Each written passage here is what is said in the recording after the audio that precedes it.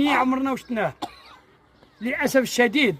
حنا هادو الناس مازال ما شفناهمش. اليومين هذا حنا في 11 سنه من 2013 ولا 2014 ملي سكننا هنايا، وكيما تخلص حنا وعاود راهم غابنينا كيما تخلص الكريه يجيو يقدموك للعداله. مع العلم كاين ناس هنا ما خداماش، كان اللي مسكين ما خدامش الله غالب عليه. هذا هو السوسيال، ما تحقروش. ما يخلصش عام ولا 6 اشهر ولا هي ترسل ولا اعدار ولا انذار يا تبغي تفوتوه العداله.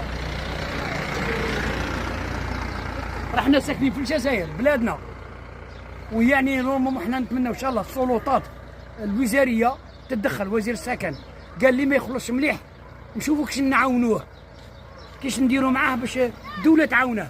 هذا ما خدام لا صدام ومريض اون بيرسون اون بليز دو سا، كيش يخلص الكريه مسكين هذا.